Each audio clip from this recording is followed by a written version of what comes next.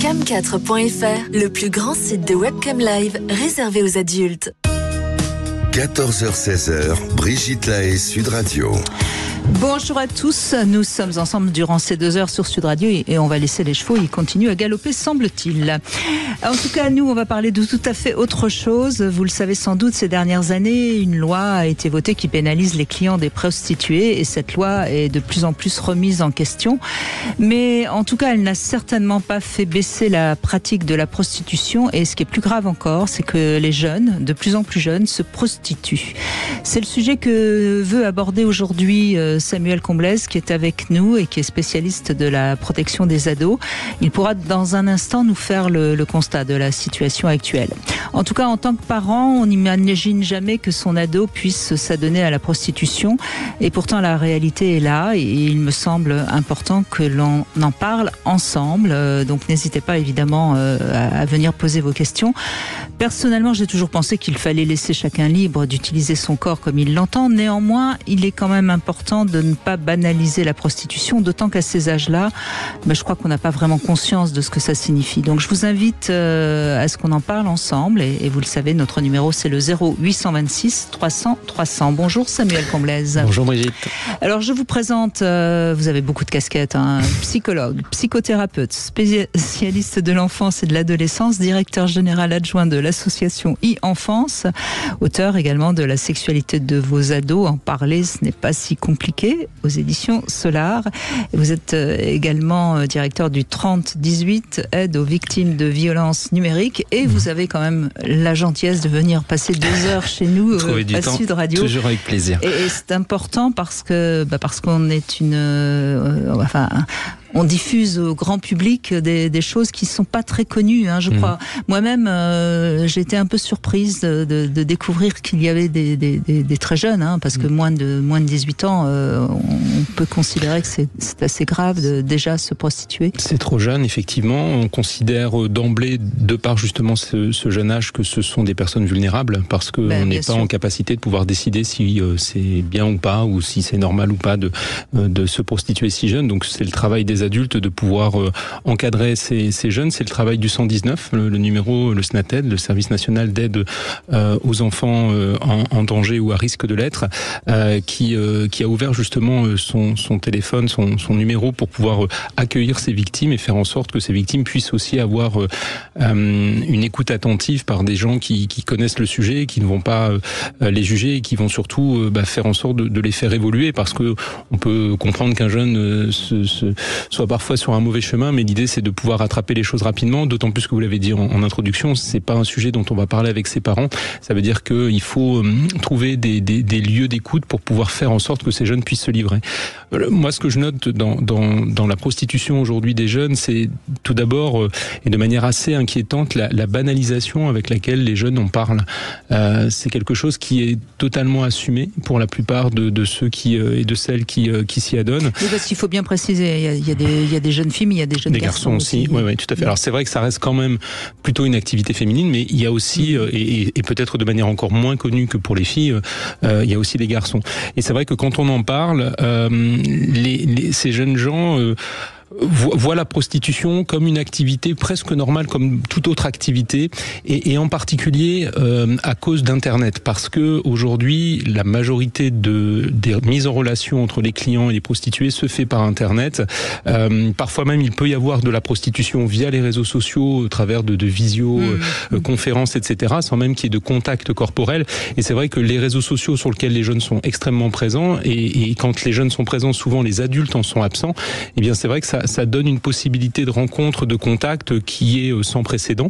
Et en plus avec l'impression pour les jeunes que ce n'est pas de la prostitution parce que justement il n'y a pas de contact physique. Et peut-être que dans la langue française on a besoin d'inventer un nouveau mot ou de considérer que même quand il n'y a pas de contact physique, ça reste de la prostitution. C'est se mettre à nu, se dévoiler et puis éventuellement se masturber devant une caméra. Tout à fait. Et de se faire payer pour ça. Tout à fait. Et c'est vrai que dans la définition un peu originelle de la prostitution, on peut considérer que s'il n'y a pas de contact physique, ça n'est pas de la prostitution. Moi, je suis psychologue de l'enfant et de l'adolescent, vous l'avez rappelé. Moi, je considère que quand même, se montrer nu devant un adulte quand on est mineur, ça reste quand même un rapport à son corps et à sa personne qui quand même pose question et qui a besoin d'être repris. Et donc, pour moi, je mets ça aussi au titre de la prostitution. Et l'autre problème d'Internet aussi, c'est que les jeunes ne mesurent pas le danger de ces pratiques parce que ça se fait souvent dans leur chambre avec les parents pas très loin, avec l'impression que pour eux d'abord ils pourront s'arrêter quand ils le souhaitent, ce qui n'est pas toujours le cas. On sait déjà que lorsque ils envoient une photo d'eux un peu nus à un copain ou une copine, ça leur paraît assez naturel. Tout à fait. Ce qui semble quand même déjà un petit peu embêtant parce que c'est pas si naturel que ça que d'envoyer une photo de soi dénudée. En tout cas, c'est vrai que pour nous adultes, ça nous paraît pas naturel. Il faut reconnaître qu'aujourd'hui c'est beaucoup rentré dans les pratiques des jeunes et qu'il faut vivre avec notre temps et faire en sorte que je ne suis ni choqué ni en train de juger, mais tant qu'à faire, il vaut mieux essayer de garder un peu de pudeur quand même. Il vaut mieux. Vous avez une idée de comment ça se passe, c'est-à-dire comment ils sont emmenés dans ce jeu?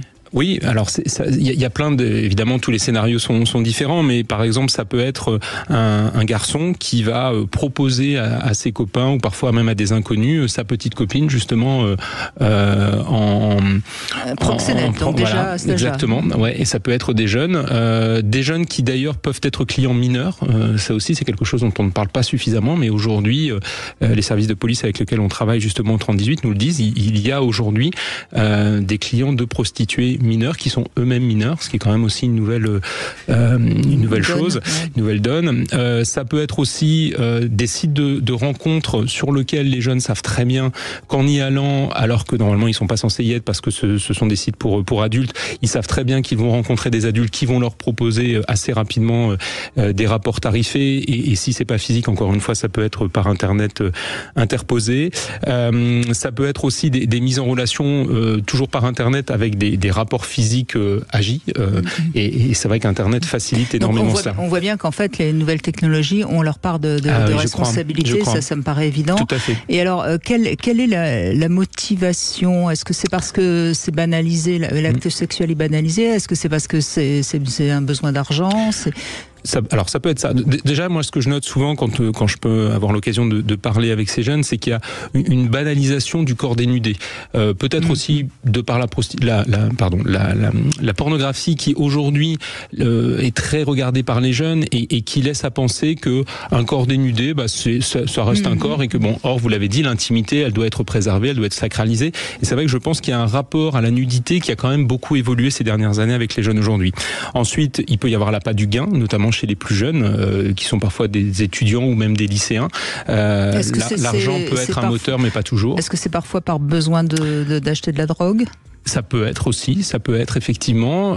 Il peut y avoir aussi dans certains cas juste le côté un peu comment je vais dire un peu alors aventurier, peut-être pas un bon terme, mais un peu excitant de faire quelque chose qui est un peu transgressif et qui est pas tout à fait dans les clous.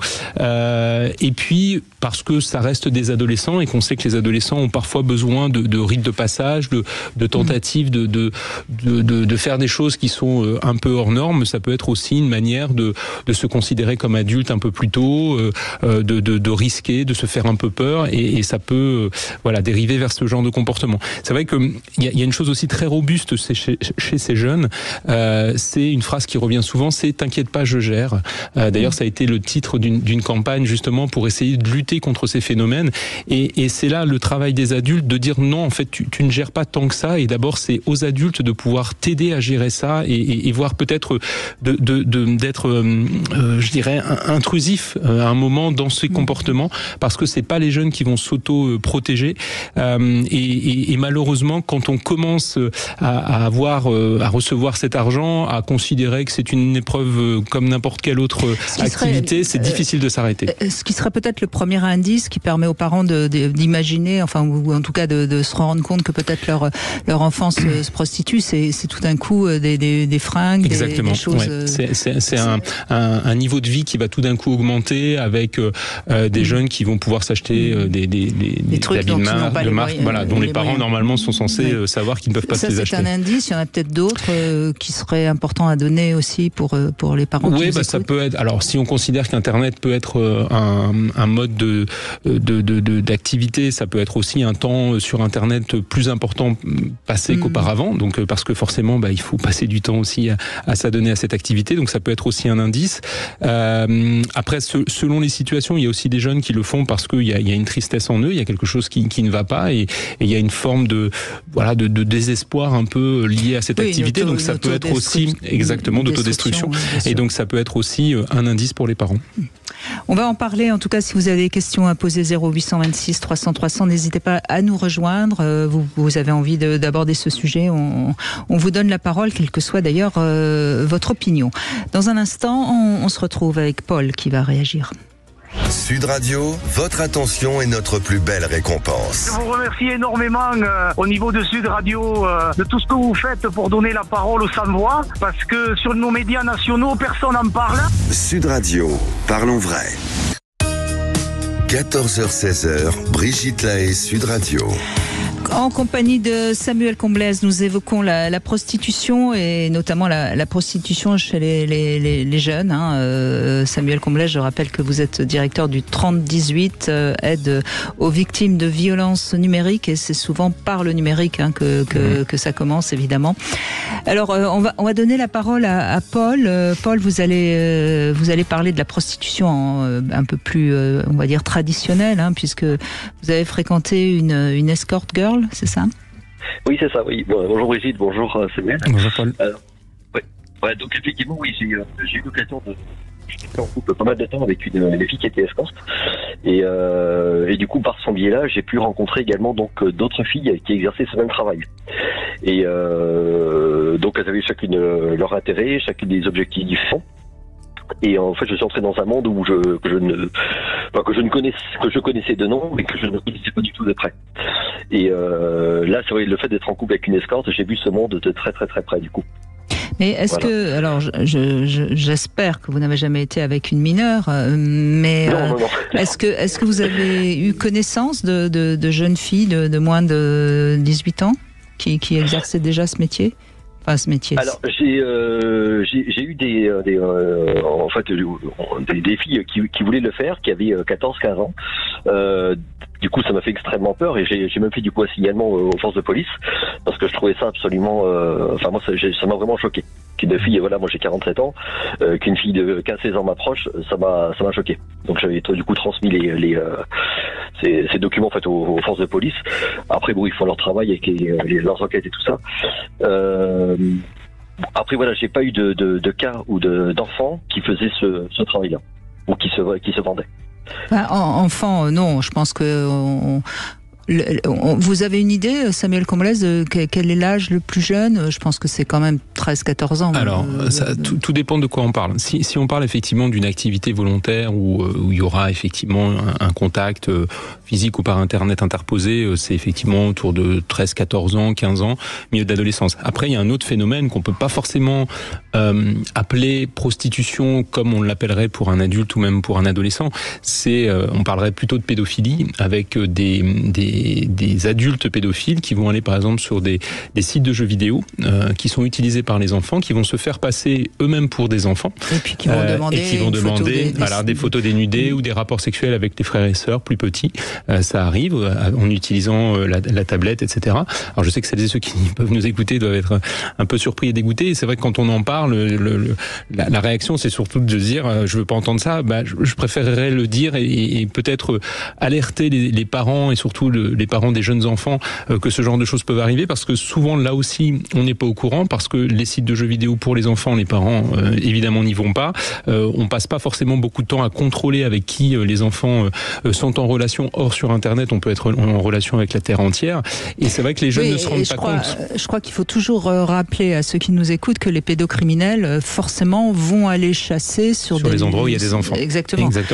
Et la rémunération, alors évidemment elle ne se fait pas par virement bancaire ou par de l'argent concret. Il faut comprendre que le pédophile va d'abord approcher avec beaucoup de précautions, et c'est vrai que pour les enfants, on peut pas leur en vouloir de se faire avoir, parce que ils pensent parler à une petite fille de 8 ou 9 ans, et la rémunération va se faire par des crédits en fait qui vont être mis sur le compte de l'enfant pour pouvoir, quand c'est un jeu de guerre par exemple, d'avoir des armes plus efficaces, d'avoir des costumes plus jolis si c'est des jeux de simulation de vie, etc. Et c'est comme ça en fait que ça se passe. Donc le pédophile évidemment a ses contenus comme il le souhaite. Les enfants ont l'impression aussi d'avoir de l'argent qui tombe à flot, alors que c'était compliqué d'en avoir via les parents. Et puis les parents ne se doutent de rien et sont bien tranquilles parce que pendant ce temps-là, l'enfant est occupé. Et c'est vrai que c'est un système qui du coup trouve un certain équilibre. Et le seul moyen de les piéger, c'est pédocriminel, c'est évidemment de se faire passer pour un enfant. Oui, alors il faut le faire aussi avec prudence, parce que les forces de police n'aiment pas trop souvent quand on agit comme ça. Mais déjà pour nos propres enfants, c'est de pouvoir les alerter sur le fait que potentiellement derrière un profil d'un enfant de 8 ans, il peut y en avoir un qui a beaucoup plus. Et toujours, parce que c'est difficile de déjouer le piège, l'idée c'est de dire, si quelqu'un te propose quelque chose qui te rend mal à l'aise, qui te semble bizarre, qui te dégoûte, tu viens m'en parler, ou qui est trop beau, tu viens m'en parler, et surtout tu n'acceptes rien qui met ton corps en avant. Et franchement, si on explique ça aux enfants, même très jeunes, les enfants comprennent. Mais souvent, on prend pas le temps d'avoir ce petit préalable, et du coup, les enfants tombent dans le piège.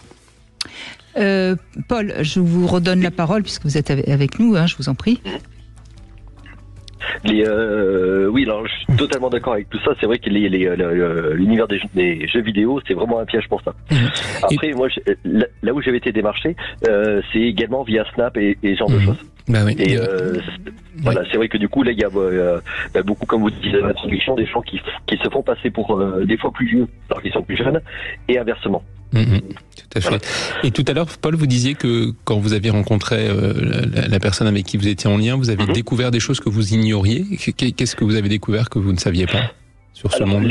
Au départ, pour moi, la prostitution, c'était vraiment, on y va pour une passe, et pour se faire plaisir, un truc comme ça. Alors, je connais effectivement une escorte qui fait énormément ce genre de choses, mais il y a 2 autres escortes que dont mon ex-compagne qui faisait ça.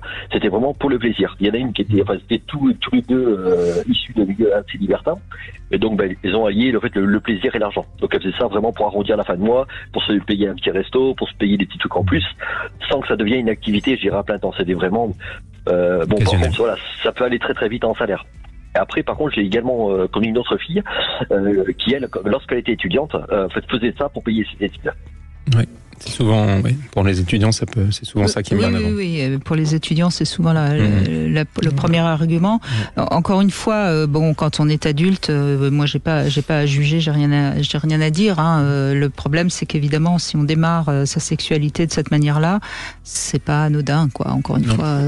Non, et puis on pourrait parler évidemment des choses qui sont demandées à ces jeunes, parce que déjà quand on est adulte, je pense que il y a des pratiques qui sont proposées, qui sont demandées, qui sont pas évidentes. Mais c'est vrai qu'il peut y avoir des choses qui sont demandées aux jeunes qui peuvent être très très agressives, très très très impactantes. Et ce dont on se rend compte, c'est que les jeunes sont extrêmement seuls dans ces situations, parce qu'ils savent très bien que c'est pas une pratique qui normalement devrait être la leur. Ils savent bien qu'en parler aux parents va provoquer leur colère. Voilà, en parler aux copains, c'est le risque que ce soit dévoilé. Les enseignants sont pas forcément non plus les bons interlocuteurs dans ces cas-là.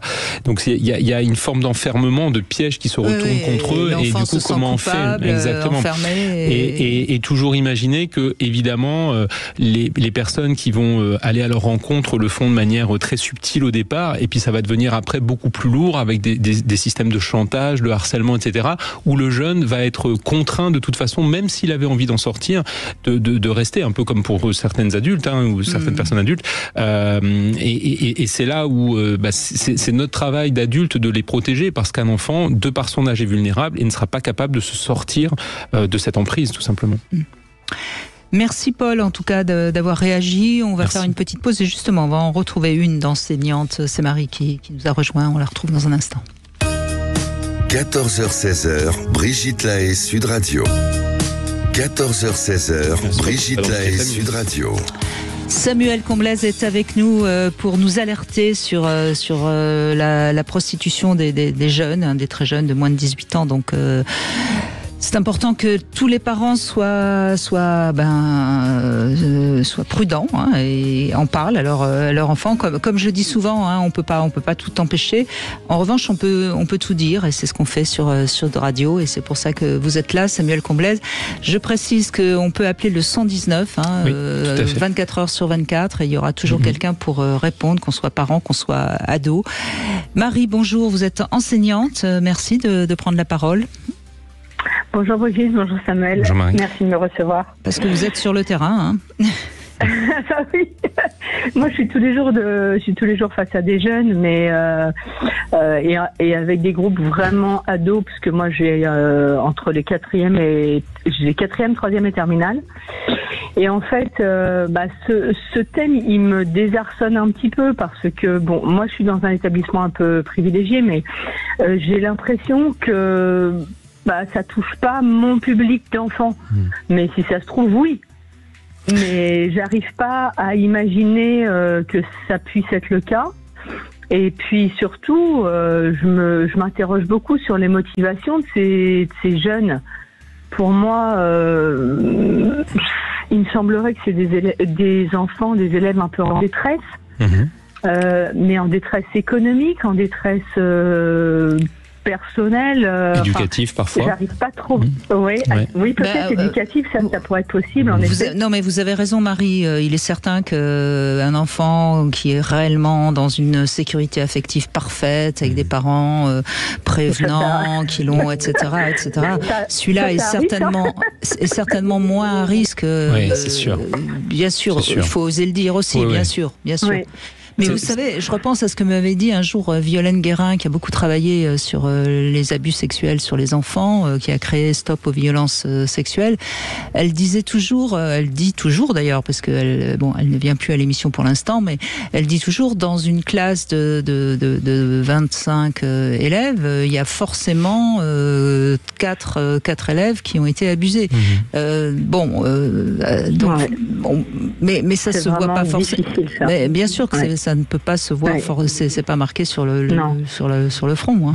Et c'est vrai que quand on a été soi-même victime d'agressions sexuelles à des degrés variables évidemment, mais c'est vrai que c'est d'autant plus à risque de s'adonner malheureusement à ces activités. Et je vous rassure Marie, bien sûr que l'idée c'est pas de dire que dans toutes les familles ou dans beaucoup de familles il puisse y avoir ces cas. On considère aujourd'hui qu'il y a à peu près entre 6 à 10 000 enfants qui se prostituent en France. Alors le chiffre est un peu large, tout simplement parce qu'il est difficile évidemment de l'évaluer avec précision. Donc 10 000 enfants sur la totalité de la population d'enfants enfants et ados, c'est pas énorme. Et en même temps, 10 000, c'est énorme et c'est déjà trop parce que c'est autant d'enfants en danger et qui vont avoir quand même un rapport avec eux-mêmes et un rapport à la sexualité et je dirais plus globalement un rapport à l'autre qui quand même c'est des jeunes en construction et on se dit quand ils vont arriver en tant que citoyens, quand ils vont être majeurs, quand ils vont devoir peut-être eux-mêmes avoir des relations amoureuses, voire devenir parents eux-mêmes, c'est vrai que ça donne quand même une tonalité particulière à leur vie amoureuse, sexuelle et sociale.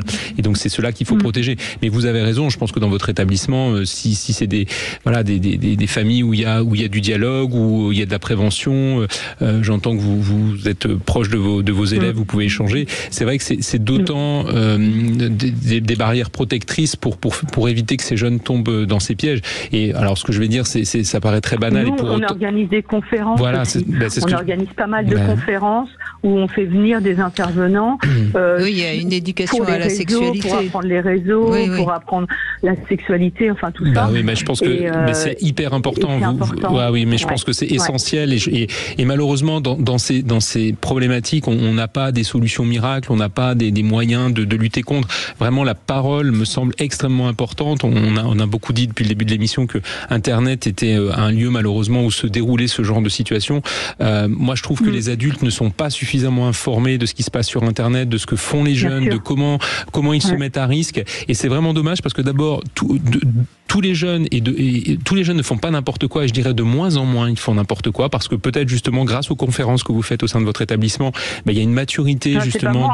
Vous les organisez, mais en tout cas celles et ceux que vous invitez proposent aux élèves. Les jeunes, ils sont pas idiots du tout. Ils prennent l'information qu'on leur donne, mais encore faut-il leur transmettre l'information. C'est vrai que sur la prostitution, on peut être surpris qu'il y a très très peu de campagnes, que on met pas beaucoup de mots dessus, alors qu'il suffirait peut-être de 2-3 phrases très simples pour expliquer que malheureusement on peut tomber rapidement dans ce piège, parce que ceux qui veulent essayer de nous avoir sont assez subtils au départ. En général, les jeunes ils aiment pas se faire avoir. Déjà, c'est un principe de base. Donc si on leur explique les choses, et surtout quand on leur explique dès le plus jeune âge. On a fait une enquête récemment à l'association e-enfance qui montre que les enfants commencent à utiliser Internet à partir de 5 ans et 10 mois avec leurs parents, et à partir de 6 ans et 10 mois, donc juste un an après, ils continuent à utiliser Internet sans la présence de leurs parents. Or, moi je considère qu'on devrait pouvoir parler de pédophilie en ligne, de ce genre de pratiques dès le moment où les enfants commencent à utiliser Internet. Quand vous utilisez une voiture, vous attendez pas la fin des 6 premiers mois pour commencer à apprendre, ou d'être en panne pour savoir l'utiliser. C'est avant d'utiliser un outil. Samuel Comblaise, il y a 2-3 générations auparavant, on prévenait les enfants que si quelqu'un à la sortie de l'école proposait une sucette ou un bonbon, on n'allait pas dans les buissons avec lui. Moi, je me souviens que j'ai entendu ça quand j'étais jeune. Exactement. Sur Internet, on ne dit rien, et c'est quand même un problème. D'autant, on pourrait aussi même continuer le fil. Tous les parents, je pense, qui nous écoutent, posent la question: comment ça s'est passé à l'école aujourd'hui? Comment ça s'est passé dans ton club de sport? Comment ça a été avec tes copines? Et est-ce qu'on dit comment ça va sur Snapchat? Comment ça va sur ton jeu vidéo? On ne demande pas. Or, on l'a dit, c'est des lieux de rencontre aussi, et des lieux de danger. Alors, il ne faut pas non plus faire un focus et être alarmiste et tout dramatiser, mais ça devrait pouvoir rentrer dans notre petit questionnement que tous les parents posent. Il devrait y avoir aussi des questionnements autour de comment ça se passe sur ton jeu vidéo, parce que ça peut être des lieux de harcèlement, ça peut être des lieux de proposition de ce dont on parle aujourd'hui. Et si, je pense, les parents s'intéressaient davantage à ce que font leurs enfants sur Internet, ça permettrait aussi aux enfants de considérer que leurs parents peuvent être des interlocuteurs quand il y a des problèmes. Or, souvent, les jeunes ne considèrent pas les adultes comme étant des adultes de confiance.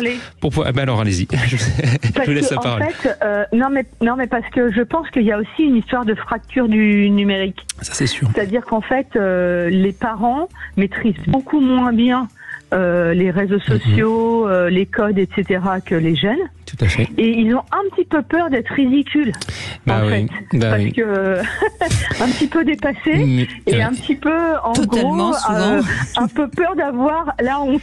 C'est pas grave. C'est pas grave. Ça durera le temps de la honte, mais au moins on pourra se dire qu'on est des parents protecteurs.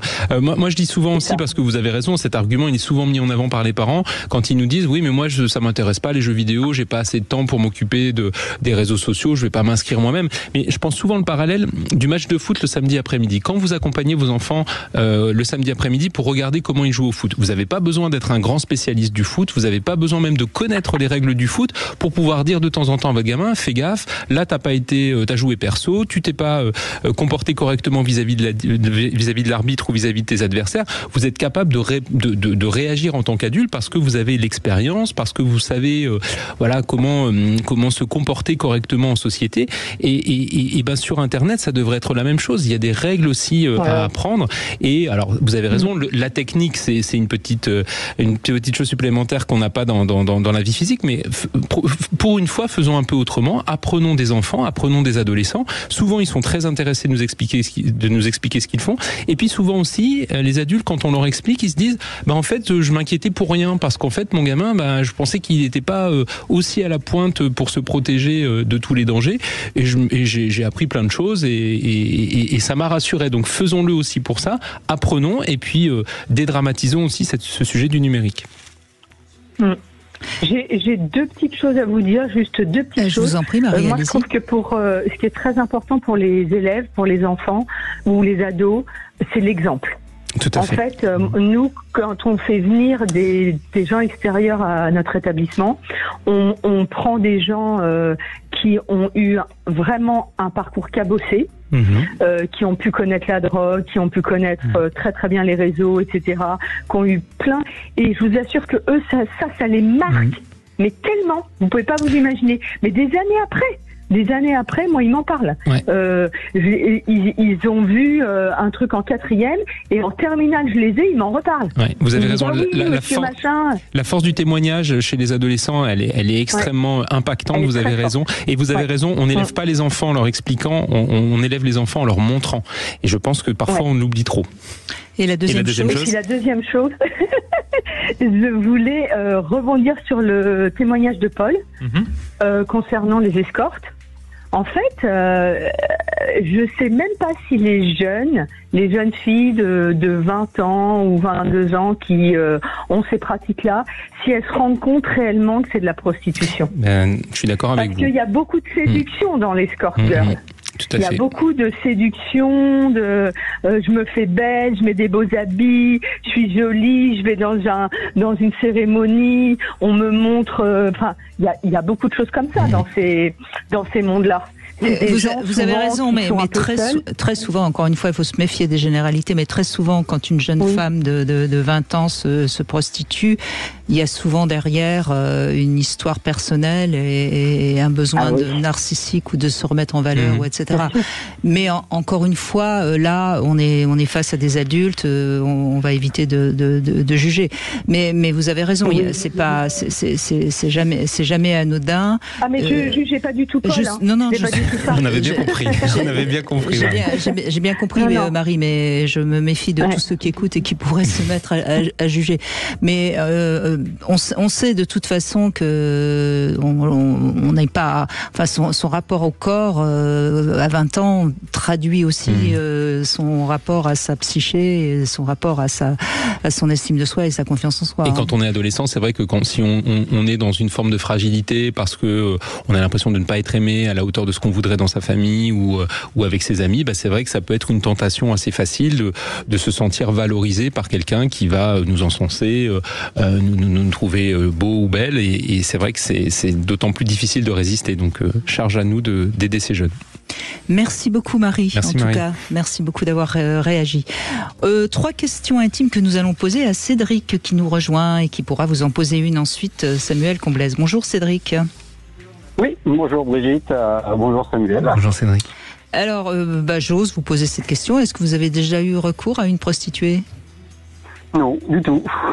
Du tout. Eh ben voilà, une réponse claire, nette et précise qui n'en mérite pas une seconde, mais en tout cas, si, il y aura une seconde, mais sur un autre sujet. Quelle est votre position sexuelle préférée ? Alors, on va dire qu'il y en a peut-être plusieurs, mais c'est vrai qu'on revient peut-être plus sur la levrette quand même. Ah bah voilà. C'est marrant parce que dès que c'est un homme, on a tendance à avoir cette réponse-là. Je ne sais pas pourquoi, je ne comprends pas pourquoi, mais c'est vrai, je remarque. Finalement, je devrais faire une vraie étude, une vraie enquête. J'aurais des réponses extraordinaires à force de poser toutes ces questions. Et 3e question, est-ce que vous avez déjà fantasmé sur le fait de faire un trio ? Fantasmer, on va dire oui, mais puisqu'on l'a déjà fait. Ah bah alors donc c'est plus du fantasme. C'est plus un fantasme alors. Et alors c'était quoi ? C'était avec 2 femmes ou avec une femme et un homme ? Alors une femme et 2 hommes en fait. Parce que nous sortons dans les clubs libertins. D'accord. En fait, mais un seul homme puisque vous étiez là. Sinon ça fait 4. Oui, j'étais là et mon épouse et un autre homme. D'accord. Et c'était un choix enfin c'était un désir commun, j'imagine, mais plus de vous ou d'elle ? On va dire des 2. Bon, d'accord, on n'en saura pas plus. Vous pouvez poser une question à Samuel Comblaise, il vous écoute, allez-y. Moi, ce qui m'interroge, c'est comment venir étudier ce sujet sur la prostitution, en fait. Comment venir étudier ? C'est ça que j'ai pas bien entendu. Étudier le sujet sur tout ce qui est prostitution, sur les jeunes. Qu'est-ce qui déclenche pour venir parler ou étudier ce sujet-là, quoi.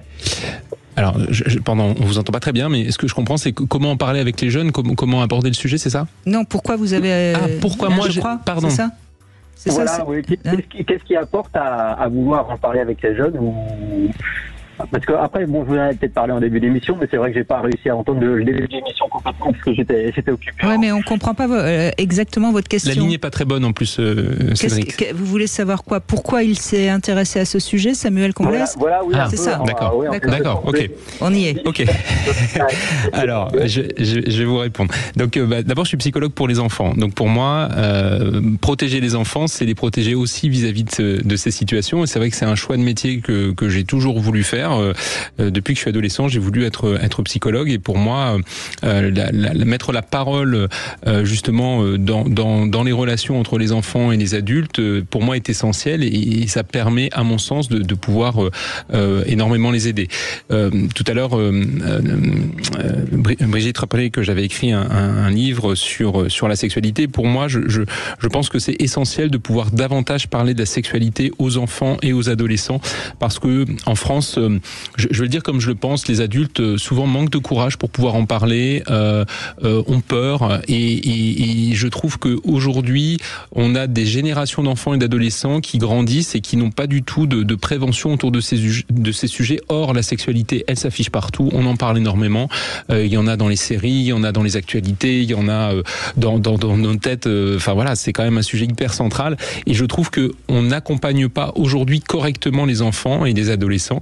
Or, la sexualité, elle fait partie de la vie, et je m'intéresse forcément, en m'intéressant à la sexualité, aussi à ces dérives possibles pour les jeunes, et j'essaie, au travers de ma petite contribution, de renforcer justement le pouvoir des adultes d'aborder ce sujet, de leur donner confiance, parce que quand on y arrive, moi j'ai accompagné pendant très longtemps des jeunes sur un service téléphonique à distance pour parler de sexualité, et je peux vous dire que quand on a un peu, quand les ados ont en face d'eux un adulte qui ose en parler, qui a les pieds sur terre, qui dit les choses franchement, en utilisant les bons termes, vous avez vraiment des moments incroyables de rencontres avec des jeunes qui sont extrêmement rassurés, parce que la sexualité, bien souvent avant d'y passer, ça leur fait peur, et voilà. Et donc tout ça fait que je trouve que la prostitution devrait être aussi un sujet dont on parle davantage, parce que c'est de la mise en danger des jeunes, parce que ça peut impacter toute leur vie d'adulte ensuite, et c'est encore une fois notre travail d'adulte de pouvoir intervenir, les prévenir, parce que si on le fait pas, ils vont pas s'autogérer, ils vont pas le faire entre eux. Donc il faut être présent, parce que je pense que c'est un sujet d'importance. Voilà la réponse de Samuel Comblès, Cédric. Merci beaucoup, Cédric. On fait une petite pause, on se retrouve tout de suite. N'hésitez pas à réagir, 0826 300 300. À tout de suite. Vous voulez parler à Brigitte Lahaie? 0826 300 300. Cam4.fr, le plus grand site de webcam live réservé aux adultes. 14h-16h, Brigitte Lahaie, Sud Radio. Samuel Comblès est avec nous, directeur général adjoint de l'association e-Enfance, qui est évidemment une association qui défend les enfants de tous les dangers, et notamment, on en parle aujourd'hui, du danger de la prostitution. Vous pouvez réagir, poser vos questions à Samuel Comblès en nous appelant au 0826 300 300, et David nous rejoint. Bonjour David. Bonjour Brigitte, bonjour Samuel. Bonjour David. On vous écoute. On vous écoute, oui, allez-y. Oui, moi c'était par rapport... donc, déjà à titre personnel, je pense que dans mon éthique, je ne serai jamais consommateur de prostitution. Je pense que la loi en France, ceci dit, par rapport à mon éthique personnelle, est un peu mal faite, parce qu'elle ne protège pas forcément ceux qui sont dans la prostitution. On a interdit, on a criminalisé, mais je ne suis pas certain qu'on protège plus et mieux. Et s'agissant des enfants, ou de la situation actuelle, sur la jeunesse, c'est un peu le thème de votre émission, je pense que c'est pas forcément une prostitution claire et nette qui va s'afficher en premier pour l'ensemble des jeunes. Alors, je précise d'ailleurs que, en ce qui concerne un adulte qui payerait quelqu'un de moins de 18 ans, non seulement il tomberait sous la loi actuelle contre la prostitution, mais en plus il tomberait aussi sous la loi de la pédocriminalité. Donc ce serait, ça serait quand même... C'est jusqu'à 7 ans de prison. Voilà. Non, mais c'est important aussi de le rappeler, parce que et je suppose que si c'était uniquement de manière virtuelle, ça serait quand même puni par la loi. Oui, alors il faudrait. Voilà, après ça peut être compliqué, mais c'est pour ça que moi tout à l'heure je disais que il faudrait davantage intégrer aussi la prostitution virtuelle numérique, absolument. parce qu'elle est totalement réelle, mais aussi dans le même cas, parce que sinon quand on charge des images pour la pédophilie, oui, bien sûr, donc, de détenir et de stocker, voire parfois de retransmettre des photos à caractère pédophile, c'est puni par la loi. Mais c'est bien de le rappeler quand bien même. Sûr, bien sûr, la pédophilie est interdite en France, oui, ça c'est sûr. Complètement, et la difficulté, je pense, pour la génération actuelle, c'est pas tant la prostitution pure et dure telle qu'on peut l'imaginer dans la rue ou ce genre de choses, qui malheureusement peut arriver aussi, mais c'est surtout l'effet crescendo sur, en effet, ce que vous venez d'évoquer, c'est éventuellement la façon de monétiser l'échange de photos, de caméras, etc. Et ça, comme c'est plus virtuel au départ, je pense que c'est encore plus dangereux, entre guillemets, et que le passage à l'acte, le passage vers cette... Alors plus dangereux, non, mais plus attractif, plus facile, plus... Oui. Et puis il y a une escalade. Je suis d'accord avec vous, David, parce que il y a par exemple, je vais vous raconter 2 situations que nous avons eu à traiter au 30-18. C'était des jeunes qui vendaient leurs photos de leurs pieds. Il y a des gens, qui peut-être nous écoutent, peuvent être fétichistes des pieds et qui vont acheter, alors pas très cher, 10-15 euros, des photos de pieds des jeunes filles ou des garçons. Donc pour moi, même si c'est pas de la prostitution au sens classique du terme, mais c'est quand même une monétisation de son corps un peu dénudé. Donc je trouve que déjà c'est une petite entrée dans un risque de prostitution. Et le souci, c'est que, comme vous parlez de crescendo, quand on commence avec ses pieds, évidemment la personne qui commande ses photos, elle va vouloir en plus, et puis des parties plus intimes, etc., etc. Donc ça peut être ce risque. Une autre chose aussi que nous avons géré comme situation, c'était des jeunes filles qui trouvaient des adultes, des clients dans la journée sur les réseaux sociaux, et le soir, elles mettaient une webcam au-dessus de leur lit, elles se couchaient nues sous leur drap, et le principe pour les clients, c'était d'attendre que la jeune fille bouge dans son lit. Forcément, quand on est en train de dormir, c'est assez facile, et le risque, c'est que le drap, évidemment, tombe par terre, glisse, et puis que la personne soit à la vue de ses clients. Ça peut paraître très, très anodin, encore une fois, parce que c'est à distance, etc., mais c'est quand même aussi un rapport un peu compliqué, me semble-t-il. Il y a une emprise, il y a quelque chose qui est pas clair. Et c'est très rémunérateur. Et vous avez même aujourd'hui, pour les photos de pied, par exemple, vous avez des tutos, des posts qui vous conseillent pour apprendre à mieux monétiser les photos de vos pieds. Sur Snapchat, en tout cas, j'ai déjà vu des conseils qui prêtent à rire, parfois, mais qui sont quand même lus par les jeunes, parce que c'est des réseaux sociaux qui sont utilisés par les jeunes, et voilà, et donc ça commence comme ça de manière très anodine, on peut presque en rire, et puis quand on se rend compte que c'est assez facile et que c'est très rémunérateur, on va aller crescendo vers d'autres choses. Donc je suis assez d'accord avec vous. Et l'argent est toujours un moteur assez puissant potentiellement pour arriver à certaines dérives. Donc je pense qu'en effet, en tant que parent, je suis parent, je pense que là mes filles sont petites, donc ce n'est pas d'actualité, mais assez rapidement, je pense que je devrais en parler, et on devra en parler. Je rappelle ce que disait tout à l'heure Samuel Comblaise, à partir de 5 ans, les enfants commencent à aller sur Internet, et à partir de 6-7 ans, ils sont aptes à y aller tout seuls. Les parents, oui. Donc, à partir de quel âge vous sentiriez prêt? Là, elles ont 4 et 6 ans. Oui. Pour l'instant, bien sûr, elles n'ont pas de leur propre téléphone ni accès à Internet seuls.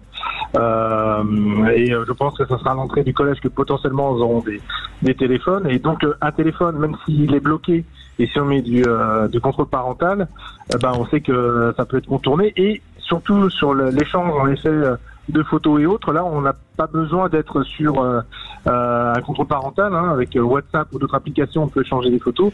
Donc à ce moment-là, quand elles auront ce portable, il y aura toutes les précautions explicatives qui sont avec, et sur le fait que même entre personnes qu'on connaît, on sait. Vous voulez réagir excusez-moi David, vous voulez réagir Samuel? Oui, juste vous dire une chose David, sans vouloir vous alarmer, et de pas donner d'outils numériques à vos enfants très bien avant un certain âge, mais dites-vous bien que les copains en auront peut-être, et parfois c'est par ce biais-là, par le téléphone ou les tablettes des copines et des copains de classe, que l'accès à ce genre de contact peut être fait. Donc je pense que c'est important néanmoins de les sensibiliser avec des mots adaptés, évidemment, hein. On dit pas la même chose à un enfant de 6 ans qu'à un enfant de 10 ans, mais en tout cas de les prévenir que ça peut se faire aussi par les outils numériques des autres.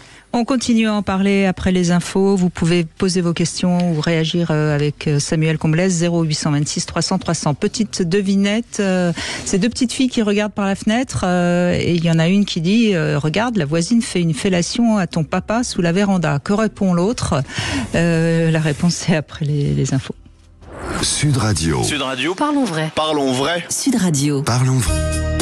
14h-16h, Brigitte Lahaie, Sud Radio. Bon, à bientôt. Samuel Comblès est avec nous et nous évoquons la prostitution chez les jeunes afin de prévenir, de vous prévenir, vous, parents qui écoutez, parce que la seule manière, c'est d'en parler, en amont, c'est de dialoguer, c'est de prévenir. Tout ça se passe évidemment surtout sur Internet, d'où vraiment la nécessité de communiquer sur Internet. J'aime bien ce que vous avez dit tout simplement tout à l'heure, Samuel Comblès, on demande aux enfants comment ça s'est passé à l'école, il faut aussi leur demander comment ça se passe sur tes jeux vidéo, comment ça se passe sur Internet, etc. Alors j'ai trouvé cette devinette juste pour vous, puisque ça parle de deux petites filles qui sont en train de regarder par la fenêtre, et puis il y en a une qui dit oh regarde, la voisine elle fait une fellation à ton papa sous la véranda. Que répond l'autre petite fille? Je sais pas, c'est pas mon papa ou je sais pas. Non, c'est quoi une véranda? Et oui, évidemment, vous avez compris, la devinette, évidemment, parce qu'une fellation, les petites filles, elles savent toutes maintenant ce que c'est. Enfin, bon, il faut faire de l'humour. De toute façon, il faut garder l'humour. C'est la seule chose qui nous sauve de tout. On retrouve Lionel. Bonjour Lionel. Moi, je suis content que c'est pas à moi de vous poser les devinettes, parce que j'en trouve aucune. Vous voyez ce que je subis, Lionel? Non, c'est ça en fait. C'est les devinettes absolues de Brigitte. De temps en temps, il y en a qui trouvent. Lionel, vous êtes... c'est hyper rare quand même. Vous êtes un habitué, je vois. Oui, tout à fait. Le sujet là, par contre, est bien moins sympathique, bien moins facile, on va dire, puisque la prostitution chez les ados, filles ou garçons d'ailleurs, puisque ça se démocratise quand même de plus en plus. Honnêtement, en tant que parent, pour y faire face, c'est quand même extrêmement complexe parce que déjà vos ados, ils vous répondent bien ce qu'ils ont envie de vous répondre pour commencer. Donc, mis à part être hyper vigilant, il n'y a pas grand-chose d'autre à faire. Leur donner des bases éducatives qui tiennent un peu la route, on va dire que ça, c'est la base. Mais vous savez, moi j'ai deux filles, 17 et 21 ans, c'est deux personnes complètement différentes. Que ça soit dans le relationnel avec les autres, que ça soit dans leur comportement, que ça soit... Et pourtant, elles ont la même éducation. Elles ont exactement la même base éducative, avec les mêmes règles, exactement la même. Donc du coup, on se retrouve quand même avec deux personnes différentes. Et c'est ça, en fait, le truc. C'est que de toute façon, c'est des personnes à part entière. Donc les choix qu'elles font dans la vie, on essaye d'en parler. Moi, j'ai anticipé. C'est-à-dire que quand les influenceurs, on les voit à la télé avec toutes leurs conneries qui finissent à Dubaï, et moi, j'ai prétexté, en fait, de montrer un peu le sujet pour pouvoir en parler. Mais encore une fois, c'est hyper complexe de cuisiner votre ado. J'ai bien entendu tout à l'heure quand vous aviez dit comment ça s'est passé à l'école, oui, comment ça se passe dans tes jeux vidéo. Il y a certains enfants qui vont vous en parler, d'autres absolument pas, déjà pour commencer. C'est sûr. Donc encore une fois, de la vigilance, mais il faut bien comprendre que déjà un ado à 16 ans, il a son téléphone, et avec son téléphone, quand il est dans sa chambre, il est tout seul. Voilà. Donc, non mais vous avez raison, Lionel. On n'accuse pas les parents. Hein. On prévient juste parce que moi je me souviens d'une enquête qui avait été faite par rapport à la pédocriminalité et on posait la question: est-ce que vous pensez que votre enfant peut tomber sur des images pornographiques avant 10 ans? Et on avait, je crois, 75% des parents qui répondaient non. Malheureusement non. Malheureusement oui. Enfin, je veux dire, vous voyez, et donc on voit bien qu'en tant que parent, et je peux tout à fait le comprendre, on a tendance à ne pas se rendre compte des dangers d'Internet parce que nous on les a pas connus, ces dangers-là. C'est pour ça que je pense que notre émission aujourd'hui, elle a pour but de prévenir, elle a pas pour but de stigmatiser les parents. Hein. Je sais bien que c'est difficile d'être parent. Ouais, mais vous voyez, nous, à notre époque, c'est vrai qu'on n'avait pas Internet, on n'avait pas de portable dans la poche, on n'avait pas tout ce genre de trucs. Donc, nous, qui voyons ça aujourd'hui avec nos yeux d'adultes, évidemment, on voit le danger que ça peut représenter. Mais moi, je vois mes filles, elles sont tout à fait à l'aise et comprennent, en fait, tout ce qui se passe. En fait, elles maîtrisent l'outil qu'elles ont entre les mains pour la simple et bonne raison, c'est qu'elles sont nées avec. Enfin, elles l'ont eu dans les mains en étant jeunes, donc elles le maîtrisent, en fait, bien plus que nous. Et donc, en fait, les craintes que nos parents, par exemple, avaient quand, nous, on avait des trucs que mes parents avaient pas, donc ça leur faisait peur aussi. Moi, je pense qu'il faut pas craindre. Je pense qu'il faut prévenir. Il faut montrer, il faut prévenir. Il faut montrer aussi que, par exemple, parce qu'en fait, toute cette prostitution vient aussi beaucoup de l'influence, du monde de l'influenceur, parce qu'on voit de l'argent facile. Et quand vous êtes ado, évidemment, ça s'est miroité les yeux. C'était Fabrice Eboué, il l'avait très bien décrit. Il avait dit: va expliquer à ton enfant qu'il faut qu'il bosse pendant 15 ans pour être médecin, pour gagner 10 000 balles par mois, alors que concrètement, si tu montes tes seins en ligne, non mais Lionel, vous avez raison.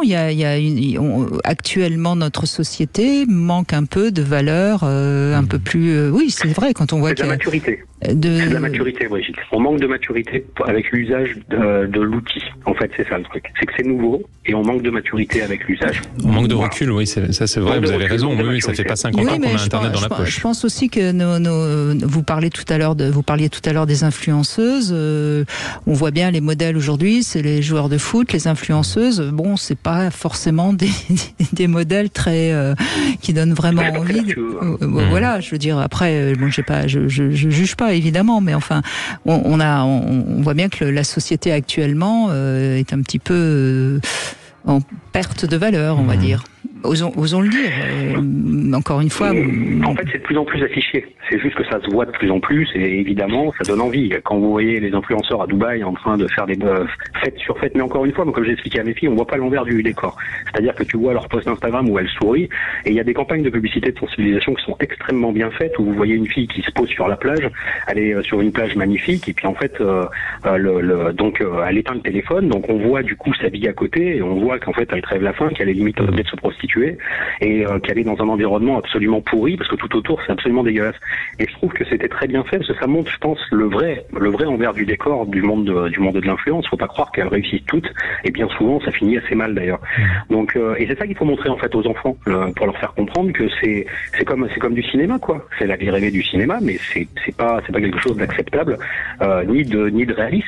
Oui, c'est du divertissement. Vous avez raison. C'est du divertissement. Tout à fait. Quand ils comprennent qu'en fait c'est du divertissement, ça marche. Oui, tout à fait. Et je trouve que ce que vous disiez tout à l'heure en introduction, qui semblait très léger pour vous et assez banal de dire, j'en ai parlé à mes filles, mais moi je crois que vous les avez hyper protégées, mais à tout jamais de ces risques, parce qu'encore une fois, même si pour vous ça peut paraître quelque chose d'habituel de parler, d'évoquer les risques, etc. Malheureusement, dans toutes les familles, ça ne se passe pas comme ça. Et c'est vrai que Brigitte l'a dit, et je suis d'accord avec ça. Être parent, c'est pas facile, c'est un métier compliqué. Il y a beaucoup d'injonctions, de pression exercée par les jeunes, mais je pense que c'est quand même aujourd'hui, à l'heure du numérique, un passage obligé que de les prévenir. Et peut-être aussi un conseil que je peux donner, c'est au-delà évidemment des conseils qu'on peut donner en tant qu'adulte, c'est toujours aussi d'aider les jeunes à se projeter dans leur avenir. Imaginons qu'un jour tu veuilles t'adonner à la prostitution, mais comment dans 15 ans, dans 20 ans, dans 30 ans, tu seras capable d'en parler si on te pose la question? Est-ce que tu seras à l'aise si un jour tu as des enfants, si tu as un jour un amoureux amoureux ou un mari. Est-ce que voilà, je pense que c'est aussi notre travail que de pouvoir dire aux jeunes, ce que tu fais aujourd'hui, ça va avoir peut-être des conséquences sur ta vie future, ça peut t'impacter, et c'est notre travail de protéger aujourd'hui ta vie future, parce que les choix que tu vas faire, on peut encore les orienter, alors que dans 15 ou 20 ans, ce sera trop tard. Et donc de pouvoir aussi les faire réfléchir sur qu'est-ce que tu veux être en tant que citoyen, c'est pas ce que tu veux faire, mais qu'est-ce que tu veux être en tant que citoyen, en tant qu'adulte, comment tu veux investir cette tranche de vie. Je pense que c'est aussi notre travail, et parfois ça peut permettre à certains jeunes de se dire oui, il y a peut-être des choses que j'aurais envie de faire, mais ça peut me mener pas forcément dans le chemin que je voudrais, et donc c'est aujourd'hui que ma vie future se prépare. Moi, j'ai pas été très tendre, j'avoue, sur les explications de la prostitution et des réseaux, enfin ce genre de choses, et du risque que ça représente. Donc, je leur ai bien fait comprendre que quand on est ado, évidemment, on prend ça un peu avec légèreté, parce que déjà jusqu'à 18 ans, enfin, et après d'ailleurs, on est quand même complètement immortel, il peut rien nous arriver. Et je dis, mais quand tu vieillis, en fait, quand tu mûris, quand tu grandis, tu te rends compte que ce que tu as fait, en fait, après, il faut le porter. Et il faut le porter, et il faut vivre avec.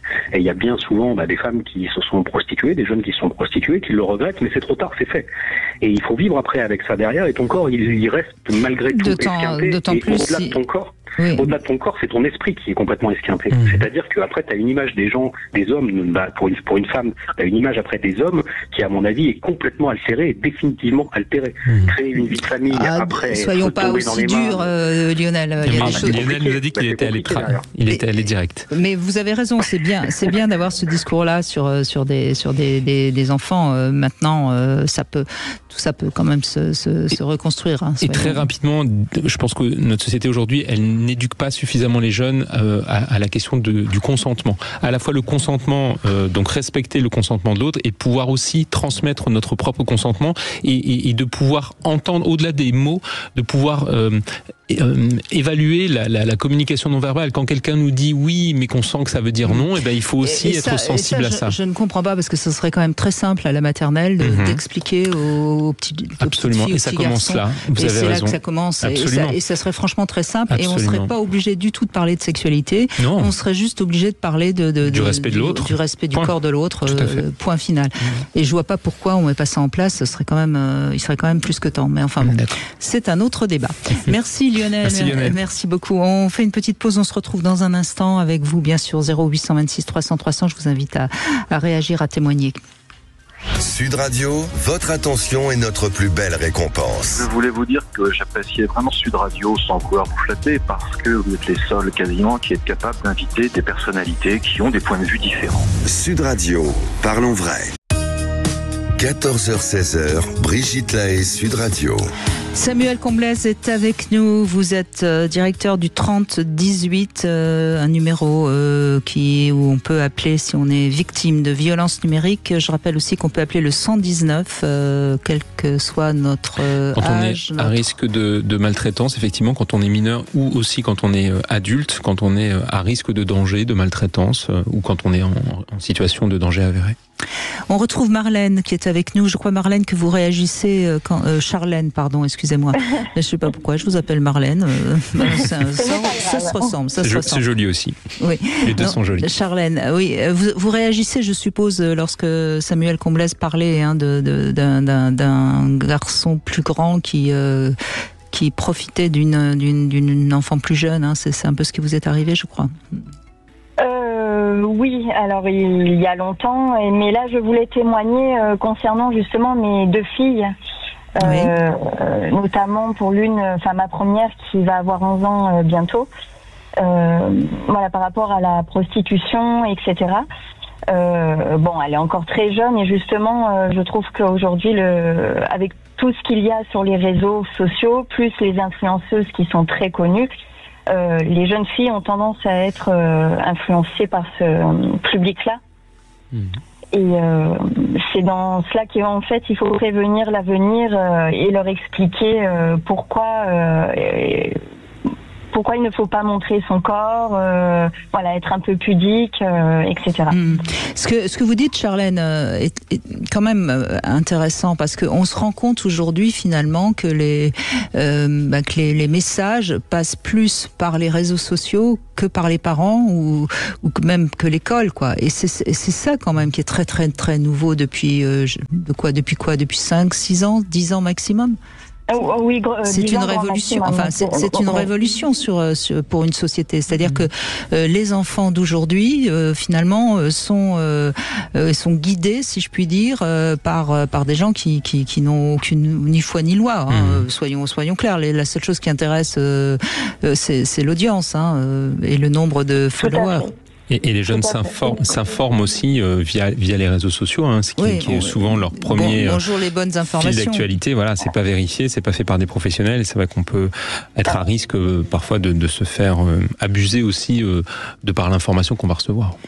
Et donc vous, en tant que parent, vous avez d'autant plus une responsabilité et c'est pas facile parce que vous luttez pas à armes égales, si je puis dire. Oui, mais alors on a beau faire attention, beau lutter, il faut toujours expliquer, garder la communication avec ses enfants. Bon, moi elle a un téléphone, mais c'est quand même assez contrôlé. Mais je vois certaines fois que ça passe quand même dans les filets, quoi. On peut pas tout retenir au niveau des réseaux sociaux et c'est bien malheureux. Et c'est vraiment dans l'éducation aussi que ça fera la différence. Voilà.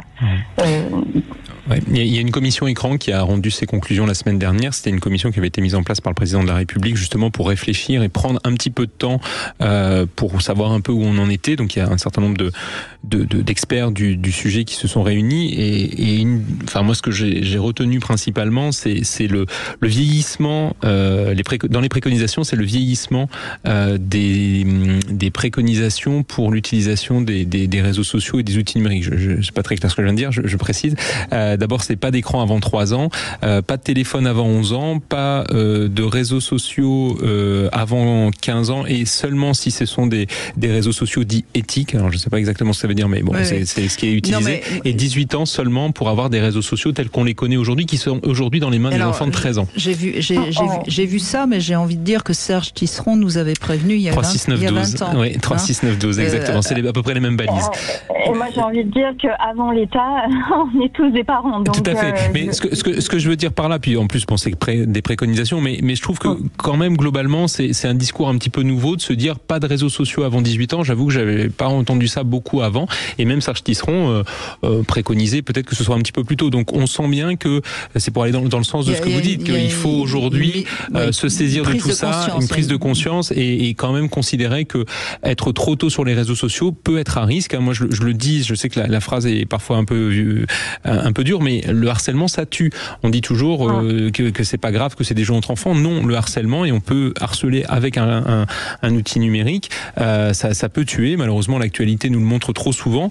Et donc, je pense que c'est quand même notre travail en tant qu'adulte ou en tant que professionnel en lien avec l'enfance de pouvoir protéger ses enfants du risque. Enfin, c'est pas normal qu'on ait encore aujourd'hui en France des jeunes qui perdent la vie parce qu'ils sont harcelés ou parce qu'ils sont victimes de choses atroces sur les réseaux. Objectivement, Samuel Comblaise, pas de réseaux sociaux avant 18 ans, ça me paraît pas possible. Ça me paraît un peu excessif, d'autant plus que il aurait fallu peut-être se le dire il y a 20 ans et prendre un peu les devants.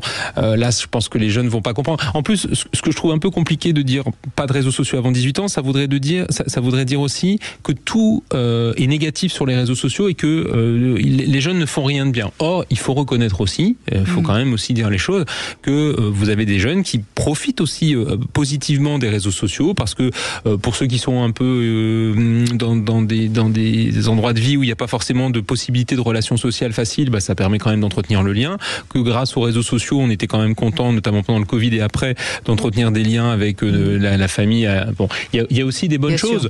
Donc je trouve que d'interdire en disant plus rien tout d'un coup, c'est quand même assez violent. Donc je pense que, pardon, je répète toujours un peu pareil, mais pour moi, c'est la prévention, l'accompagnement, l'éducation au numérique qui doivent prévaloir, parce que c'est comme ça qu'on éduque une jeunesse, et c'est en expliquant les choses, et c'est par la mobilisation de leurs aînés, donc de nous, des adultes, qu'on va pouvoir, je pense, accompagner ces jeunes vers le bon chemin.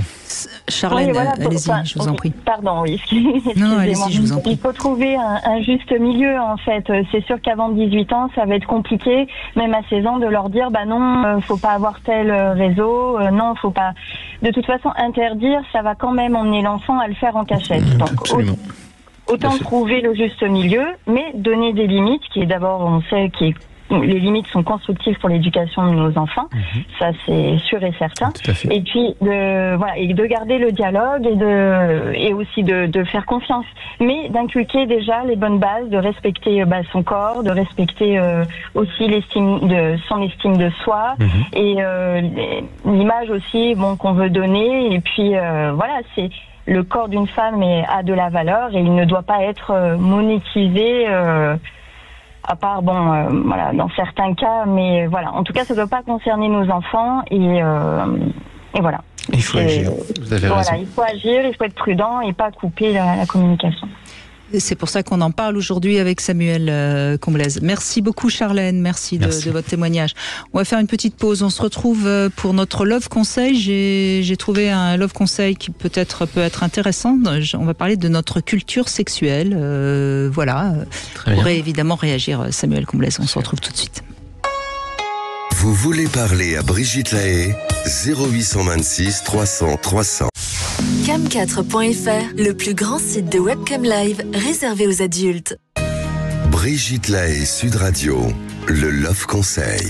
Eh bien, Samuel Comblaise, j'ai préparé un Love Conseil sur notre culture sexuelle. Notre culture sexuelle, ce serait en quelque sorte notre ouverture à la sexualité, notre capacité à avoir une fantasmatique érotique. Et ça dépend évidemment de plusieurs paramètres. Et donc, on va essayer de définir ça assez clairement. Comme ça vous permettra de mieux comprendre si vous avez des inhibitions ou au contraire si vous êtes dans les excès. Un des premiers paramètres, c'est évidemment l'époque dans laquelle on est. On imagine bien que les femmes nées en 1850 n'avaient pas la connaissance du point G. Oui, peut-être. Et alors qu'aujourd'hui, les jeunes femmes connaissent le point G, enfin la plupart en tout cas. Ensuite vient la culture dans laquelle on baigne. Il est évident que le pays dans lequel on est élevé, le milieu parental va influencer également notre culture sexuelle. Si on a des parents qui sont naturistes, c'est pas la même chose que si on a des parents qui vont à l'église tous les dimanches. Donc tout ça joue également. Les deux étant possible, on peut être naturiste et aller à l'église le dimanche. Absolument, et se faire confesser, évidemment. L'un n'exclut pas l'autre. Exactement, vous avez raison. Alors il y a le milieu social également qui a un impact, mais pas tant que ça, contrairement à ce qu'on pourrait penser. C'est plus la manière dont les parents évoquent la sexualité ou pas, et montre ou pas une certaine intimité. On sait très bien que sur des parents qui sont très très très pudiques devant leurs enfants, ça ne fait pas le même effet que des parents qui s'embrassent, qui se tiennent la main, etc. Et puis ensuite, il y a l'éducation qu'on a reçue de nos parents, et par là j'entends la manière dont on nous a élevés en tant que garçons ou filles, dont on nous a appris la différence des sexes, notre rapport à la frustration, qui est quand même quelque chose d'important dans la sexualité, parce que si on n'a pas été éduqué à la frustration par rapport au consentement, on est moins à même de comprendre de quoi on parle. Tout à fait. Vous êtes d'accord avec ça? Absolument. Et puis ensuite vient aussi nos expériences durant l'enfance, la manière dont on a été touché, la manière dont on a été avec des camarades dès la maternelle, etc. Et puis il y a notre vécu qui rentre en jeu aussi. Donc on voit bien que la culture sexuelle de chacun, elle dépend d'énormément de paramètres. Et s'il y a des paramètres qui ont été un peu ratés, il est nécessaire peut-être de se pencher un peu dessus. Oui, non, je suis évidemment très à l'écoute de tout ça et intéressé. Effectivement, il y a plein de choses à retenir, et enfin, ce que je disais un petit peu tout à l'heure, c'est que je trouve que la sexualité, elle se voit partout et pour autant, on n'en dit pas grand-chose. Et peut-être que de pouvoir éduquer aussi les jeunes à cette culture de la sexualité, de pouvoir en faire quelque chose de beau et pas forcément quelque chose tourné vers l'agressivité ou sur une espèce de dépassement un peu physique, mais quand même, parce qu'il faut quand même le rappeler, la sexualité, c'est quand même un moment partagé à deux ou plus, mais en tout cas au moins avec une personne avec qui on a envie d'être et de pouvoir renforcer des liens amoureux, de pouvoir se donner du plaisir. Et c'est vrai que cette sexualité, mon Dieu, mais qu'est-ce qu'on en fait un problème trop souvent et qu'est-ce qu'on la complexifie pour les jeunes, alors que les jeunes, quand on leur explique encore une fois les choses très simplement et dans le respect de l'autre et de soi, ils arrivent à l'aborder tranquillement, mais on est vraiment, je vais dire, peureux souvent en France et on a toujours peur de dire les choses trop rapidement. Donc on se dit, il est trop jeune pour entendre, donc je vais pas lui en parler, et puis on attend, puis on se rend compte que le petit, il est devenu grand, il a 18 ans, il a peut-être déjà vécu ses premiers rapports sexuels, et on a aujourd'hui des générations d'enfants et d'adolescents qui ne sont plus du tout accompagnés, ou alors on les accompagne sur le côté très corporel, somatique de la sexualité, se protéger des IST, des risques de grossesse, mais on parle pas de plaisir, on parle pas de consentement, on parle pas du respect de soi, de l'autre, etc. Et or, il y a quand même plein de choses qu'on peut transmettre. Oui, je pense que le rapport au corps, il y aura des choses à faire très intéressantes sur la masturbation, par exemple. On parle pas de la masturbation des enfants, on est toujours choqué. Or, la masturbation des enfants, elle existe, elle est là, il faut en faire quelque chose et pouvoir en parler. On sait que les femmes pratiquement se masturbent pas, beaucoup de femmes ne se masturbent pas, et on sait à quel point ça nuit à la sexualité future des femmes. Et que chez les adolescents, on en parle encore aujourd'hui dans certaines situations comme étant quelque chose de condamnable, alors que quand même, en 2024, je pense qu'on peut parler d'une masturbation qui justement va aider à mieux comprendre le fonctionnement de son corps, à pouvoir mieux gérer son excitation, etc. Et je trouve vraiment dommage qu'on puisse pas être plus à l'aise. Moi, je ne comprends même pas pourquoi on n'essaye pas, je vous dis, avec les tout petits, de leur faire aimer leur corps au sens alors, parce que si vous dites ça, Brigitte, vous allez avoir des messages qui vont vous dire, mais voilà, Brigitte Lahaie veut enseigner la masturbation aux enfants de primaire, de maternelle. Je sais bien. Je sais bien, mais je parle pas de là. Mais je suis d'accord avec vous, bien sûr. Je parle même pas de masturbation. Je dis juste que si on aidait les petites filles à être bien dans leur corps, on voit bien les ravages que ça fait sur les femmes qui ne se sentent pas belles, qui ne se sentent pas bien, qui se sentent grosses, trop maigres et je ne sais quoi d'autre. On est bien d'accord. Donc il y aurait vraiment un travail à faire formidable qui serait juste d'aimer son corps, tout simplement, qui est quand même notre meilleur messager. Enfin, il me semble quand même qu'il nous emmène de la naissance à la mort et ça réglerait bien. Et je suis sûre que ça ferait même des économies à la sécurité. Absolument. J'allais vous dire justement que c'est pour moi une question de santé publique, parce que je pense que quand on est à l'aise avec soi et dans sa sexualité, je pense qu'on pourrait s'épargner énormément de problématiques du quotidien et que peut-être nos relations sociales seraient peut-être un petit peu plus apaisées. Après, une dernière chose aussi que je voulais ajouter, c'est que souvent quand je tiens ce discours, parfois ça peut être très culpabilisant des parents de se dire oui, mais moi j'ai eu un parcours sexuel qui est compliqué, j'ai du mal à en parler à mes enfants parce que moi-même mes parents avaient du mal à m'en parler, etc.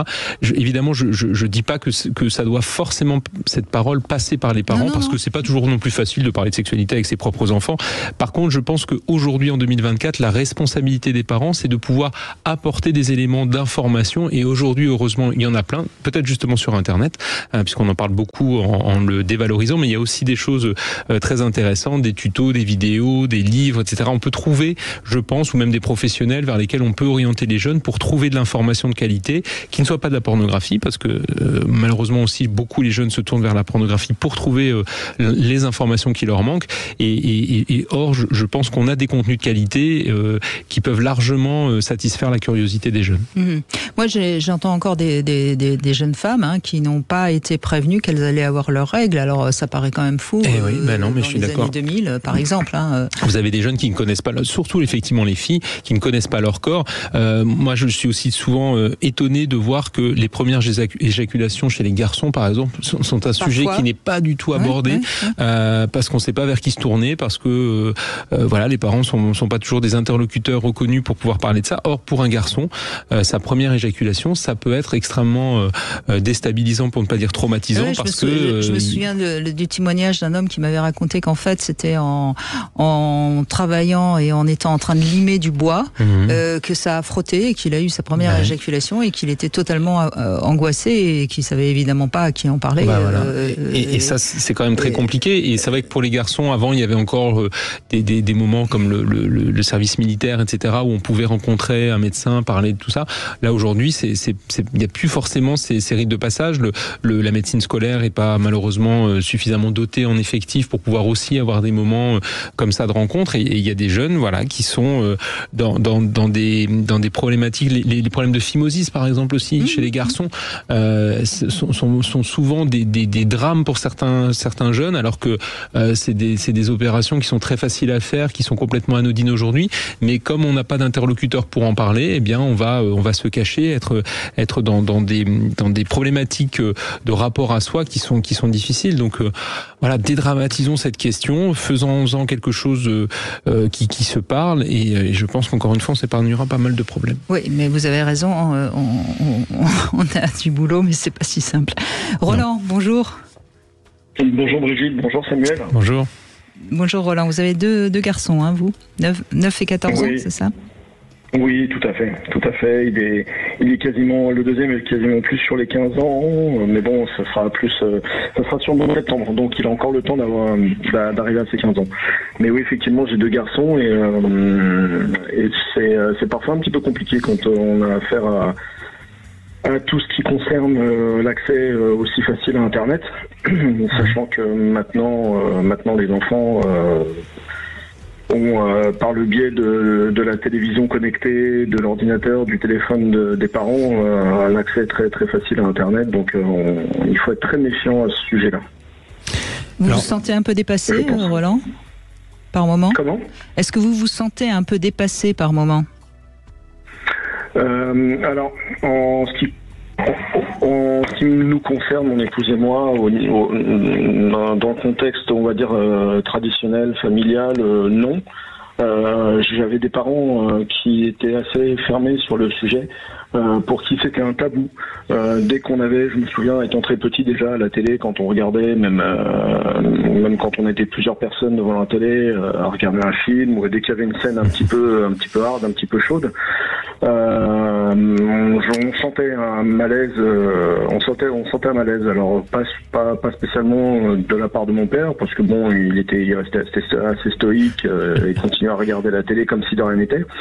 Mais ma mère, on sentait que si ça allait trop loin, elle faisait semblant de faire autre chose, et puis où elle se levait, et puis elle allait dans la cuisine, ou voilà. Donc, et forcément, vous sentiez son malaise, et ça vous faisait quelque chose. Et les jeunes sont aussi dans ces malaises aujourd'hui, même s'ils ont accès à des contenus différents de notre époque. Mais je peux vous dire que quand il y a des scènes d'amour qui sont vues à la télé en famille, les jeunes d'aujourd'hui disent j'aime pas trop quand mes parents sont à côté parce que je suis hyper mal à l'aise. Donc ça change pas, ça traverse les générations. Tout à fait. Alors disons que après on ressent, on va ressentir à l'instant présent, sur le moment, la gêne du parent ou des parents, et ça va, c'est très perméable comme type de sensation sur l'instant. Et je pense que le fait que les parents prennent cette position un petit peu un petit peu gênante et un petit peu malaisante, font que la gêne peut perdurer ensuite dans le futur de l'enfant, dans l'adolescence et même dans l'âge adulte. Bien sûr. On peut. Moi, je me souviens très très très nettement de ces périodes-là. Et justement, j'essaye de contrecarrer aujourd'hui un petit peu ces phénomènes par le fait de regarder d'une manière très très à l'aise des scènes qui sont parfois intégrées dans des films qui sont ouvertes. Aujourd'hui, on a des petits codes, des petites indications quand il s'agit d'un film interdit au moins de 12 ans, interdit au moins de 10 ans, etc., interdit au moins de 16 ans. Et quand on sait évidemment qu'on a des enfants qui sont un petit peu jeunes pour certains types de films, évidemment on va leur dire d'aller se coucher, ou alors on va carrément zapper ou ne pas regarder cette chaîne ou ce film. Après, tout dépend de la responsabilité des parents, tout dépend je pense, de l'état d'esprit dans lequel se trouvent les parents et de ce qu'ils ont envie de faire, de transmettre à leurs enfants. Roland, merci de votre témoignage. Ça me fait penser à une question que je vais poser à Samuel Comblaise, qui connaît tellement bien nos jeunes. On voit ça donc pour tout ce qui serait un peu érotique, en effet. On voit jamais de film à 20h30, enfin 21h maintenant, c'est de films qui auraient des scènes un peu trop osées. En revanche, on voit quand même parfois à ces heures-là des films assez violents. C'est pas gênant, ça, la violence, ou est-ce que c'est encore une fois un parti pris? Alors, si, ça peut être. Alors, je vais répondre à Roland à la fois sur son témoignage et sur la question. Je pense que le problème, quand on est devant des jeunes qui regardent des images à caractère sexuel ou à caractère violent, le problème, c'est plus encore qu'ils ne le regardent, c'est qu'il n'y a pas de commentaires de la part des adultes. C'est-à-dire que les jeunes vont prendre pour argent comptant ce qu'ils voient. Forcément, quand on regarde une image violente, notre corps réagit intérieurement, il y a des émotions, il y a un sentiment qui va nous animer. Si on n'a pas un adulte à côté de nous qui nous dit, en fait, tu te sens, enfin, ce que tu viens de voir là, moi, ça me choque, ça me désole, ça me déprime, ça me fait réagir. Et alors, c'est valable dans les films, et ça peut être dans le journal de 20h, par exemple. Moi, je suis toujours très prudent avec les parents de mes patients quand je leur dis faites attention quand vous regardez les images. Pourquoi pas, ça peut être aussi un moment éducatif de regarder le journal télévisé avec ses enfants, mais de ne pas oublier de commenter, parce que les enfants ne vont pas avoir l'esprit critique comme en aurait un adulte, n'auront pas la capacité de recul, et donc de pouvoir dire voilà, moi ça me dérange, je trouve pas ça normal ce que j'entends, ce que je vois. Ça permet aux jeunes de ne pas prendre de plein fouet ces images en pleine figure et de pouvoir les décoder, de pouvoir en donner du sens. Tout à l'heure, dans ce que vous disiez, Roland, j'entends parfaitement et je comprends que vous aviez envie de faire un peu différemment de ce que faisaient vos parents. Pour autant, je pense qu'un parent pourrait dire aussi, moi, quand il y a des images de sexualité sur une série, ou dans un film, j'ai pas envie de le regarder avec toi, avec vous, mes enfants, parce que c'est de l'intimité, etc. Ça me met mal à l'aise, parce que je considère, moi, que la sexualité, c'est quelque chose d'intime qui ne doit relever que des deux partenaires et qui ne doit pas s'afficher comme ça. Ça pourrait s'entendre aussi. Et je pense que vous avez raison, et je pense aussi avoir raison. Enfin, n'importe quel parent pourrait avoir aussi ce discours. Ce qui est important, c'est que l'enfant puisse entendre une parole d'un adulte qui va lui permettre de se forger lui-même sa propre opinion. Or, souvent, sur Internet, c'est vrai qu'on n'a pas cette capacité de pouvoir transmettre les messages aux enfants, de pouvoir leur donner un peu de relief à ce qu'ils font, de pouvoir critiquer aussi les contenus auxquels ils peuvent avoir accès, tout simplement parce que les adultes ne sont pas là. Et de pouvoir aborder les sujets qu'ils voient, ça permet aussi à l'enfant de communiquer, de poser des questions et d'avoir une espèce de référentiel qui ne soit pas le seul et unique référentiel que peut être Internet. Voilà, Roland, la réponse de Samuel Comblaise. Merci en tout cas, Roland, d'avoir réagi, d'avoir pris la parole. Et puis, tenez bon, en tant que parent, Roland.